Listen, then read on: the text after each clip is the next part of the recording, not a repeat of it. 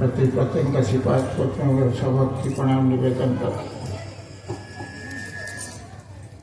सत्संगर वरेण्य संचालक उपस्थित पूज्य देवमंडली सतीर्थ कर्मी भाई प्राणर सत्संग भाई भक्तिमती मातृमंडली सत्संग प्रेमी सदी सारस्वत सज्जन मंडली समस्त उद्देश्य मोर यथायोग्य श्रद्धा सम्मान प्रणाम जय सत्संग पूर्व सुंदर भाव पदम कीर्तन सभा आलोचना उपस्थापित होती विशेष भाव किसी कहबार उद्देश्य ना मनुष्य तैयारी कारखाना आदर्श केन्द्रिक व इष्ट केन्द्रिक पुरुषोत्तम केन्द्रिक जीवन लाभ करने को जीवनटा विशृंखल हो जाए मनुष्य जीवन उद्देश्य हूँ तार rational ethical spiritual cultural development of faith तार बौद्धिक नैतिक सौंदर्यगत सांस्कृतिक सामाजिक आध्यात्मिक विकास क्षेत्र होची मनुष्यर जीवन जिते बड़े यही जीवनटा को करने को हेले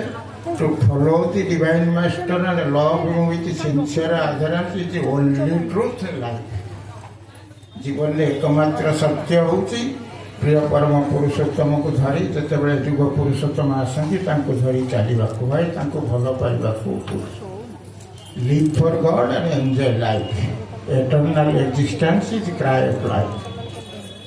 तेणु शाश्वत जीवन लाभ करने को कनसेंट्रिक होगा love him do accordingly and have confidence this is the way to be concentric भल पाइबा पड़ो भाई तो बहुत उदाहरण दे पावन आश्रम मातृमंडल पारा सकाल समय जोड़े पारा बसिक कुलूर कुलूर राग कर ठाकुर बस देखिले पाखे कालीष्ठी माँ बस किसम चाह कले ये दुनियाटा को गोटाए जिनिस बांधि रखी से भालबासा प्रेम आईटा जदि मनुष्य भितर काढ़ी नि जाए ताले सृष्टिटा बाउड़ा हो बेताल हो विध्वस्त होपरी पाखे सत्य देखिले प्रश्न करते ठाकुर ये भल पाइबा भीतर दे कौन सबकि हुए ना से भल पाइबा भीतर जो मनुष्य आदर्श केन्द्रिक बोब भल पाइबा हुए ए लवटा जो कंडेन्स हुए as a faith for faith you can surmount all do unto this man say unto this mountain shall remove hence nothing will impossible unto अब ये विश्वासटा जो कंडेन्स हो जाए से आदरांश निष्ठा निष्ठा अनुगत्य कृतिर्तपे द्वारा स्नात है संदिष्टाते प्रत्यय लभे झुति संपद तारा उपाय ये निष्ठाटा जो आदरांशटा कंडेन्स हो से आलिजेंस अनुगत्य प्रति अनुगति संपन्न ही विधि विधान को पालन कर आवेग यहीटा जो कन्वेन्स हुए से आसे एक्टिव सर्विस कर इच्छा यही भीतर देकरी आसे पेनस्टेकिंग एटीट्यूड कष्ट क्लेश सुख प्रियता दुख कष्ट आसे मोर बुद्धि प्रवृत्ति यही करवा भीतर दे माफिक इच्छा माफिक एडजस्टेड हुए मानिपुलेट नियंत्रित हुए सुनियंत्रित होती चले आईटा जो मनुष्य कर चले से आसे करेक्ट ऑब्जर्वेशन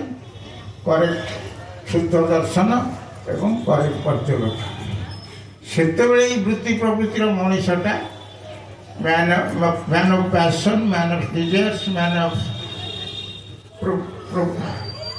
पैशन वृत्ति प्रवृत्तिर मनुष्यटा man of ideal man of principle ईश्वर कोटि मनुष्य रूपांतरित हुए से मनुष्य जीवन साधना तेणु ग्रहण कर चलवा पड़ा विद्या कथाटी भाई कहते से ग्रहण करने गोटे विधान सद्गुरु शरणापन्न हुआ सतनाम मनन कर सत्संग आश्रय ग्रहण कर ठाकुर से दिन से मनुष्य कथा कहते 1941 14 तारीख बसी पाहांतिया पर रही ठाकुर कहते सत्संगर कथा कहते आमार कि उत्कंठा कि उद्वेग क्यों बुझे ना सब समय सकल जन जन आतंकग्रस्त हो थी आमार तो उद्वेग हतो ना যেমনি যেমনি বলি আপনারা যদি তেমনি করে চলেন তবে সৎসঙ্গ will be the rescue of the world. আমার নেগলেক্ট আমি ଯେତିକି ହେବା ସେଇ ଆଚାର୍ଯ୍ୟ ପରମ୍ପରା ଭିତରେ ଦେଇକି ତାଙ୍କର ବିଧିବିଧାନକୁ ପାଳନ କରି ଚାଲିବା ଏବଂ ସର୍ବୋପରି ଯଜଞ୍ଜାତ ଇଷ୍ଟଭୂତ ଧାରା ଦେଇକି ଆମେ ଚାଲିବା, ଆଗେ ନିଜେ ଠିକ୍ ହେବା। ସେଇଥିପାଇଁ ଠାକୁର କହିଲେ ଜୀବନର ପ୍ରତିଟି ପଦକ୍ଷେପ ଯାର ଇଷ୍ଟ ସ୍ୱାର୍ଥ ପ୍ରତିଷ୍ଠାପନ୍ନ, ଯଜନ ଯାଜନ ଇଷ୍ଟବୃତ୍ତିର ଉଦାର ବତ୍ମର ଯାର ଚଳନ ଚରିତ୍ର ରଙ୍ଗୀଳ ଉଚ୍ଚ ଷୋଳବନ୍ମୁକ୍ତ ସ୍ୱସ୍ତହିନୀ ସଦାଚାର ଅବାଧ ହୋଇ ଯାହାକୁ ଆଲିଙ୍ଗନ କରି ରଖିଛି,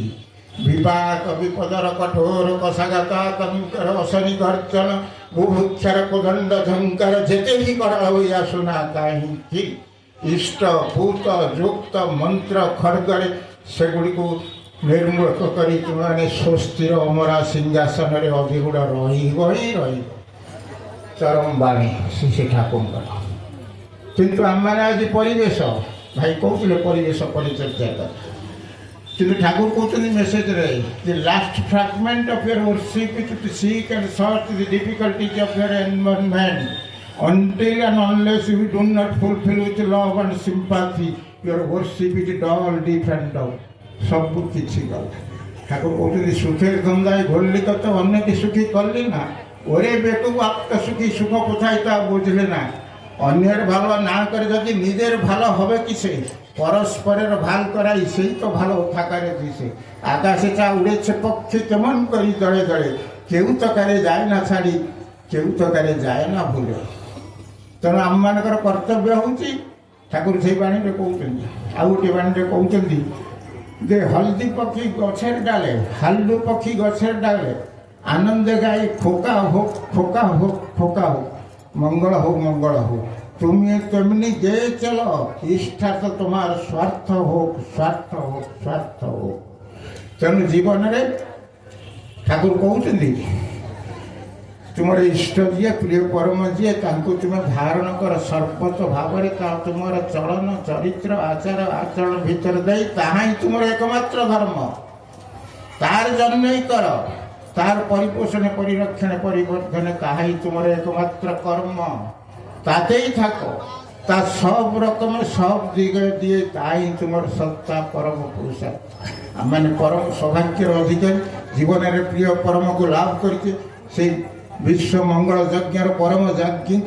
ভাবি দেব সমাজ গঠনের দ্রষ্টা স্রষ্টার উপকার প্রিয় পরম বিজ্ঞান বত্ত ব্যারিষ্ঠ বীরতম পুরুষোত্তমଙ୍କର